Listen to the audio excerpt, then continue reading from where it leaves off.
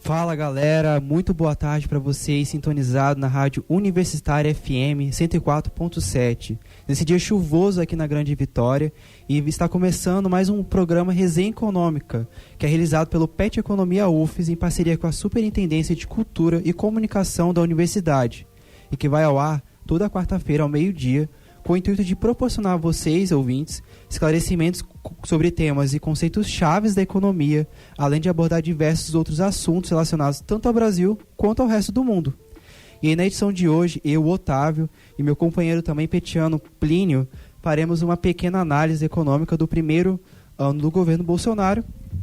Até porque, para analisar tudo o que aconteceu ao longo desse ano, caberia aqui, horas e horas de programa, né? Então, boa tarde, Plínio. E vamos dar início a mais um programa. Boa tarde, Otávio. Boa tarde, pessoal. E antes de tudo, temos um recado especial aos nossos ouvintes. Os nossos programas também estão sendo disponibilizados no Spotify, através do nosso podcast também chamado Resenha Econômica. Por meio dele serão postados todos os nossos programas gravados aqui ao vivo, para que vocês possam ficar bem informados a qualquer hora do dia e em qualquer lugar. Sigam e ouçam a gente por lá. É isso aí, agora estamos no Spotify, e um agradecimento especial aos nossos podcasters, né, que estão fazendo esse trabalho aí de colocar os nossos programas nas plataformas de streaming e alcançar cada vez mais pessoas. Bom, esse ano de 2019 chegou com muitas situações inesperadas, outras nem tanto, e nos deixou de cabelos brancos. Em meio a esse caos político, econômico e social, o brasileiro não teve um minuto de sossego. As baixas expectativas do crescimento econômico em detrimento das incertezas dos investidores e o baixo nível de atividade impactaram de maneira a impedir a redução da taxa de desemprego e até mesmo da arrecadação federal. E além disso, a maneira não republicana, né, do atual presidente de lidar com o resto do mundo tende a prejudicar o Brasil em espaços internacionais para a discussão de política e política econômica. E ao longo do ano tivemos que lidar com e até mesmo enfrentar desgastes diplomáticos com a França, a Alemanha, Oriente Médio e Cuba. Afinal, aquela confusão que teve, né, do nosso presidente, né, insultando a primeira-dama francesa, foi algo marcante ao longo do ano, né? E sobre Cuba, o Brasil quebra, né, uma tradição diplomática de não apoiar embargos a países fora do âmbito das Nações Unidas, né, em uma última votação sobre a decisão de embargo econômico. O programa de hoje, caro ouvinte, estará estruturado da seguinte maneira. Faremos uma breve análise e alguns comentários dos dados econômicos desse ano no primeiro bloco. Após o intervalo, comentaremos a respeito das questões diplomáticas e externas do Brasil. E, por fim, tentaremos tirar algumas conclusões a respeito da nossa discussão, né? Isso. E para iniciarmos a conversa de hoje, faremos um esforço de analisar alguns dados divulgados pelo IBGE, né, que é o Instituto Brasileiro de Geografia e Estatísticas, a respeito do nível de atividade da economia brasileira. Bom, desde o ano passado, após as eleições, o clima era de melhora e recuperação da atividade econômica no país. Entrando assim em 2019 com altas expectativas que não se concretizaram. Para termos uma noção, no início do ano, o Boletim Focus, um boletim compilado das expectativas do mercado em relação à economia e que é publicado mensalmente pelo Banco Central, projetou uma expectativa de crescimento do PIB, o Produto Interno Bruto, a soma de todos os bens e serviços finais produzidos no país, em 2,57% para esse ano de 2019, em relação ao resultado de 2018. Após diversas quedas anunciadas mensalmente, a projeção de crescimento do país hoje está em torno de 0,9%. Não é nem 1%, né? E para que vocês saibam, ouvintes, o PIB é um indicador fundamental para se analisar a saúde da economia, visto que, como dissemos, por meio dele, nós calculamos o quanto de bens e serviços finais foram produzidos no nosso país. Ele pode ser calculado por 3 óticas diferentes, né, que não vem ao caso agora. A que utilizaremos aqui hoje é a que se baseia na demanda, abarcando o consumo das famílias, os investimentos que podem ser tanto público quanto privado, os gastos do governo e as importações e exportações do Brasil. A perspectiva no início do ano era de crescimento de 2,57%, como o Plínio bem disse anteriormente. Em outras palavras, Se esperava que a quantidade de bens e serviços produzidos no país este ano fosse 2,57% maior que o ano passado. E podemos dizer que, analisando os resultados do PIB dos últimos anos, 1,8% em 2018, além de outras variáveis como o número de desocupados que demonstram os efeitos da crise que ainda passamos, essa projeção de 2,57% era de veras animadora. Além do mais, as variáveis que compõem o cálculo do PIB, como a formação bruta de capital fixo, que são os investimentos, o consumo das famílias, o gasto do governo e exportações líquidas, ainda não nos dão um sinal bom do comportamento da economia, que possa sinalizar uma possível reação da demanda agregada. Fato esse que podemos ver por meio de alguns dados divulgados periodicamente pelo IBGE. E alguns meses, Pelínio, o IBGE divulgou o resultado do PIB do segundo trimestre do ano, que ficou em 0,4%. Tivemos muitas comemorações, principalmente do atual presidente. Só que, no entanto, essa notícia ainda que demonstra, assim, tecnicamente não estamos em uma recessão, não é nada animadora. E para quem não sabe, na economia, a recessão técnica acontece quando temos decrescimento do PIB, resultado inferior ao mesmo período do ano anterior, em 2 trimestres consecutivos.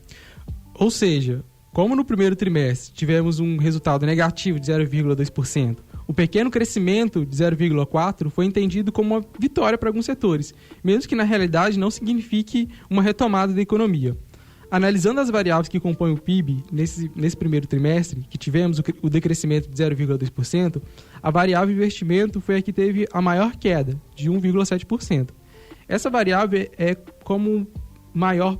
uma variável que pode reverberar um melhoramento no nível de atividade da economia, visto que com mais investimentos, vemos na maioria das vezes um aumento do nível de emprego, de renda, o que impacta tanto no consumo das famílias quanto na arrecadação do governo.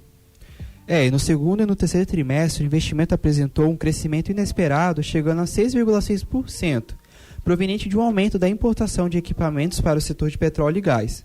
Apesar disso, ainda não conseguimos enxergar o resultado dessa melhora na retomada dos postos de trabalho.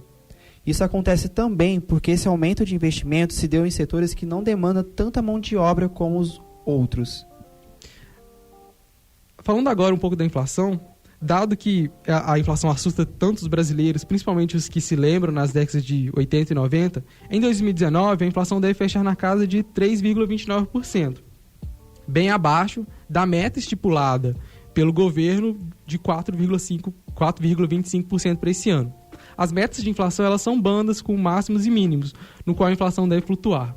A baixa inflação pode parecer benéfica, mas demonstra a fragilidade da recuperação econômica. Afinal, pequenos aumentos, de preços demonstram um aquecimento da demanda e altera de modo positivo o estado das expectativas dos empresários.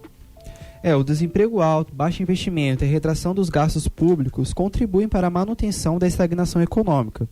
Devido a este cenário, esse péssimo cenário, como uma tentativa de retomar os investimentos, o Copom, que é o Comitê de Política Monetária, tem diminuído a taxa básica de juros. E a taxa Selic, que é a taxa de referência para as demais taxas que são praticadas no mercado. E essa baixa foi de tal modo que chegou ao seu menor patamar histórico de 5%.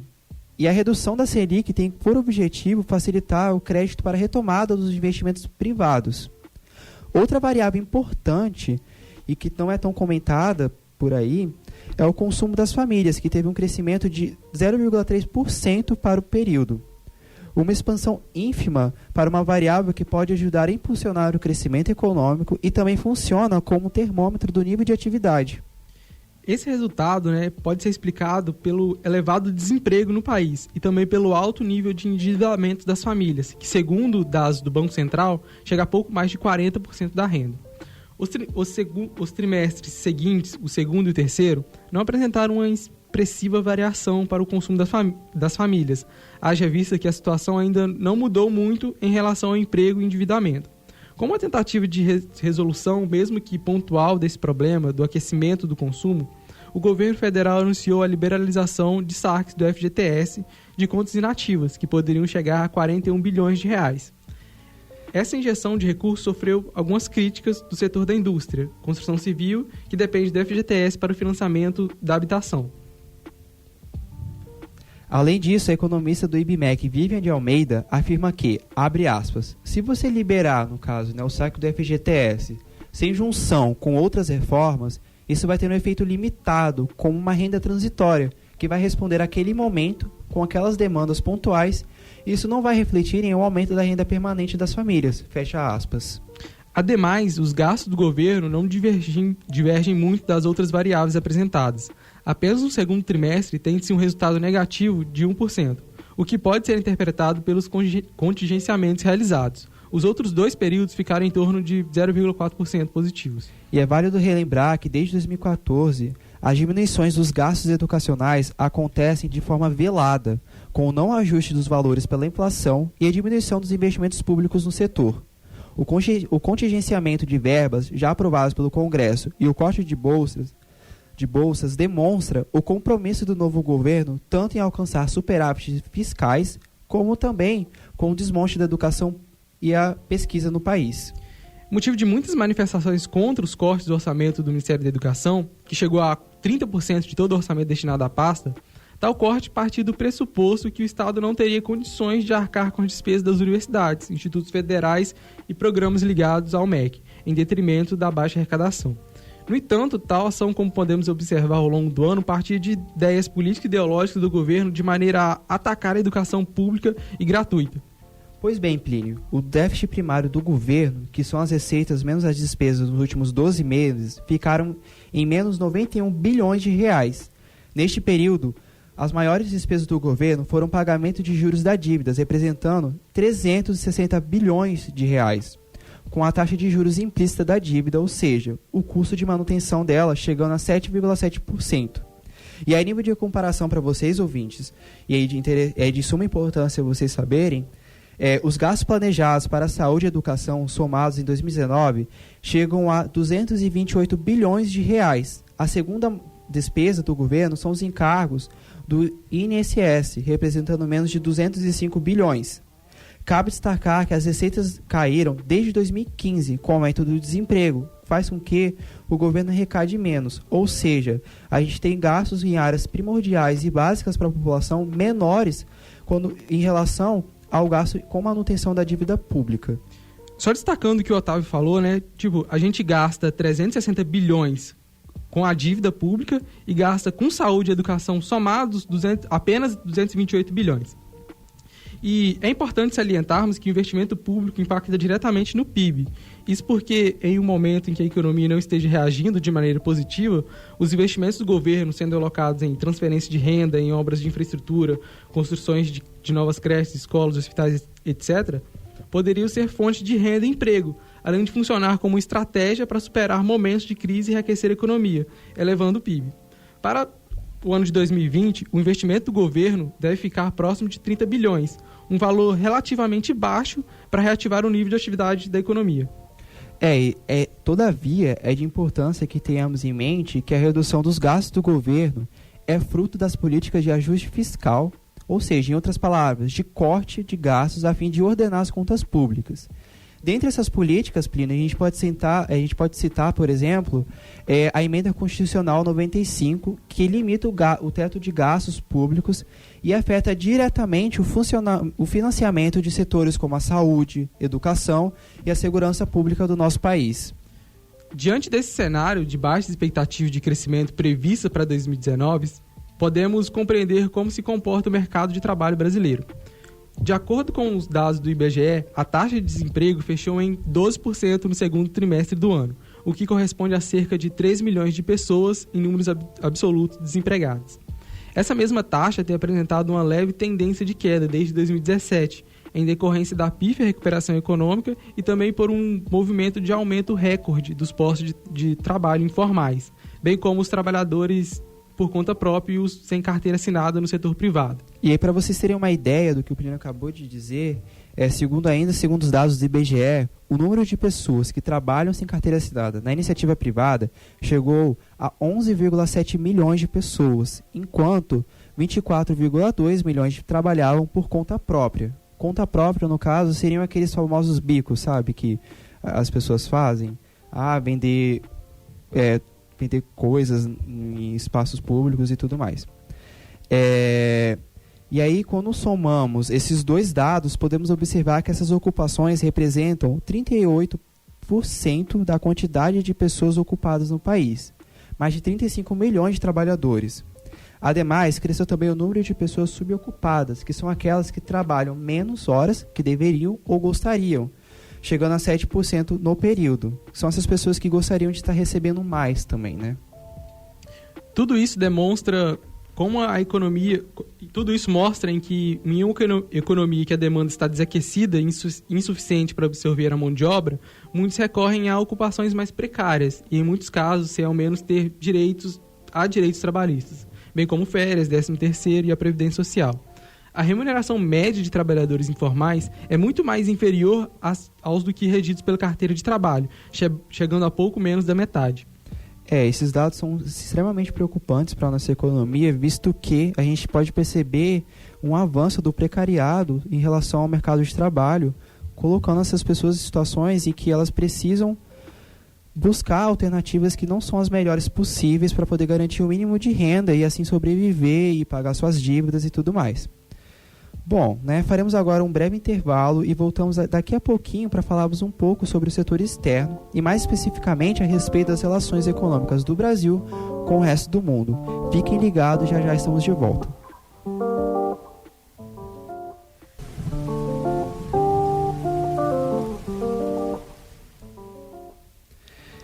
Boa tarde, queridos ouvintes que estão conosco em mais uma edição do Resenha Econômica. Esse é um programa realizado pelo PET Economia, o Programa de Educação Tutorial do curso de Ciências Econômicas da UFES, e vai ao ar todas as quartas-feiras, aqui na Rádio Universitária FM.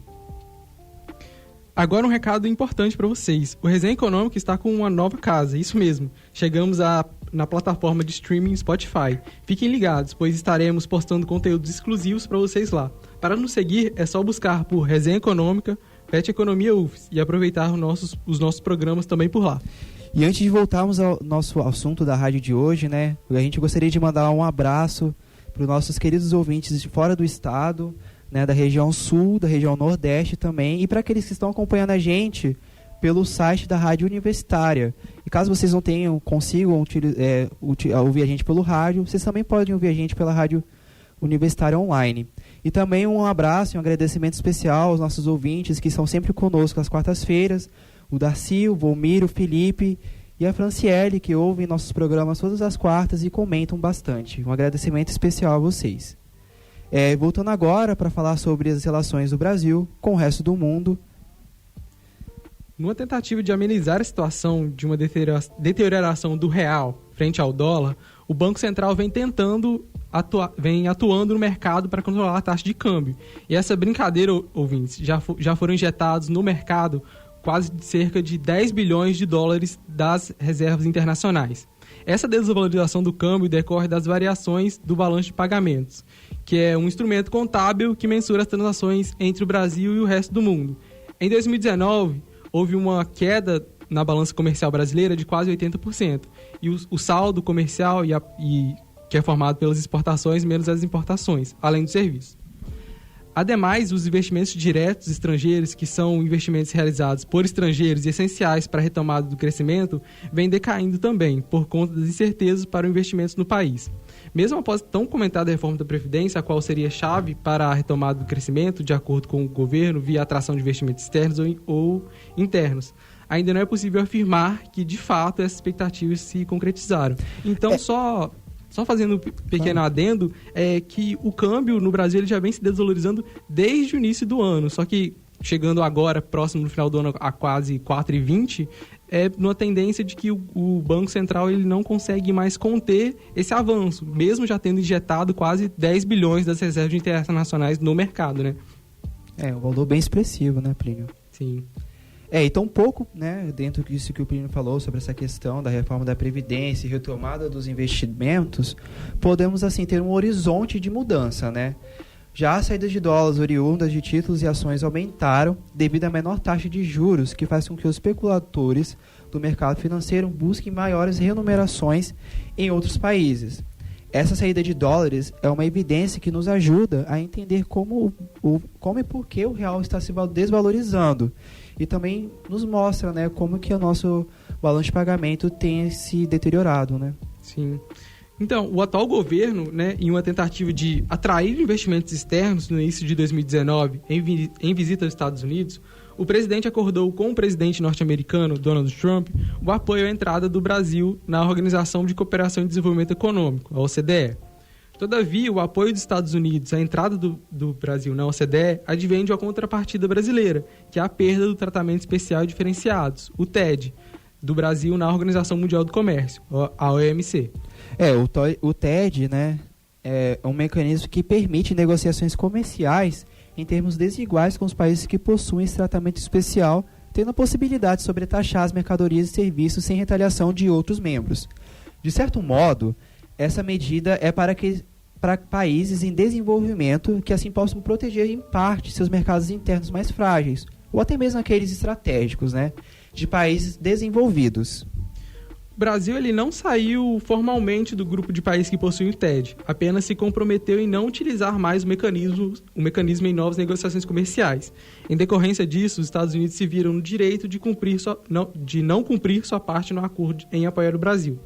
Podemos deduzir que, em função da importância que o TED tem para a participação do Brasil no comércio mundial, seria um equívoco abrir mão de tal benefício. Além do mais, tal aproximação é pouco efetiva, então a gente estaria se abdicando de sobretaxar certas mercadorias, mesmo tendo uma desvalorização, mesmo tendo a balança comercial estando desvalorizada, né?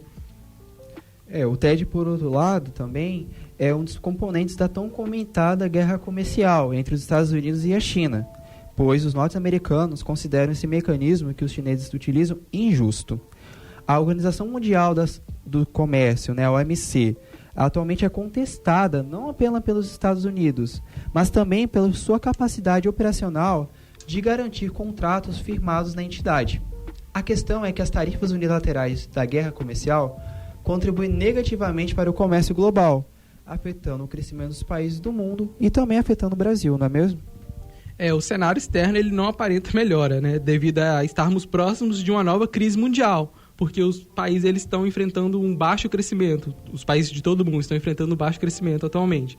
E devido a isso, esperar uma melhora da economia brasileira via resto do mundo não é prudente. Além disso, a maneira como o atual governo tem lidado com o resto do mundo não é uma das mais amigáveis, nem diplomáticas. Ao longo do ano, vemos notícias de desgastes diplomáticos com outras nações. Talvez o caso mais comentado refere-se às ofensas do presidente à primeira-dama francesa, Brigitte Macron. São desgastes que acabam prejudicando, né, a posição do país no resto do mundo, né, e até mesmo na retomada e formulações de políticas econômicas que possam retomar investimento e assim um crescimento econômico. Agora, nos encaminhando para o final do nosso programa, podemos tirar algumas conclusões que explicam em parte o atual cenário da economia brasileira. E já de antemão, dizemos a vocês que estamos ainda em uma situação de muita incerteza e que não tem muito a mudar ao longo do tempo. Durante o programa, discutimos a respeito das expectativas de crescimento do PIB para esse ano e também de como o resultado dos 3 primeiros trimestres do ano tem contribuído para a diminuição da projeção de crescimento. Por outro lado, temos uma problemática que envolve a falta de dinamicidade da economia, por conta dos baixos investimentos que possuem a capacidade de gerar mais emprego e assim reaquecer a economia. Sem contar também com os engessamentos dos gastos do governo.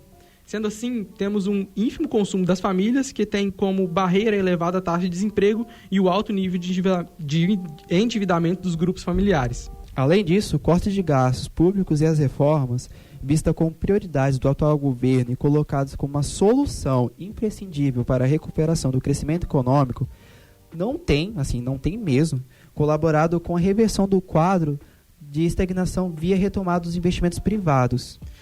O que podemos concluir com isso é que não temos presente em nossa economia um motor que viabilize um crescimento a taxas sustentáveis e que retome o nível de emprego e o consumo das famílias para um patamar que expresse um bom comportamento econômico. Aumentos na taxa de investimento externo no país poderiam sinalizar de forma otimista, no entanto, vimos que esse não tem sido o caso, devido ao desaquecimento da economia mundial e também em parte pelo comportamento do atual governo perante o resto do mundo, que demonstra fragilidade interna na articulação política. Resumindo, o cenário para a economia brasileira, o cenário futuro, dadas essas condições que apresentamos, não é nada animador. Além disso, devido às políticas de austeridade fiscal, do controle do gasto público, o Estado não tem condições de atuar de maneira a garantir incentivos para que a iniciativa privada realize investimentos produtivos. Por outro lado, sendo uma economia dependente do setor externo para escoamento da produção, sobretudo de produtos de baixo valor agregado, uma possível crise e até mesmo uma retração mundial tende a enfraquecer a entrada de recursos no país. E como consequência desse movimento de enfraquecimento da demanda agregada, tem-se um cenário que penaliza os trabalhadores. Sem expectativa de crescimento econômico, aqueles que estão à procura de uma vaga de emprego para garantir um mínimo de renda, ou até mesmo uma renda, para poder se sobreviver, vem no mercado informar uma saída, uma forma de, digamos, se virar em meio a esse caos econômico. É isso aí, galera. Mais uma edição do Resenha Econômica do PET Economia UFES vai chegando ao fim. Espero que vocês tenham gostado da discussão proposta hoje. Caso vocês tenham alguma dúvida ou interesse em algum assunto específico e queiram ouvir explicações a respeito, fique à vontade para nos enviar perguntas e sugestões através do nosso e-mail, peteconomiaufes@gmail.com, ou pelo nosso site, peteconomiaufes.wix.com/site. Sua participação é muito importante para nós. E aproveitar para nos seguir no Instagram, que é @peteconomiaufes, para ficar por dentro das nossas atividades, do nosso grupo, como as nossas resenhas escritas, seminários e o tema da próxima rádio que vai ter semana que vem, entre outras coisas que realizamos ao longo do ano. E o programa Resenha Econômica é uma atividade do PET Economia, o Programa de Educação Tutorial do curso de Ciências Econômicas da UFES, em parceria com a Superintendência de Cultura e Comunicação da nossa universidade. Uma boa tarde a todos e agradecemos por vocês estarem conosco em mais uma quarta-feira chuvosa, e tenham um ótimo dia e um ótimo almoço. Tchau.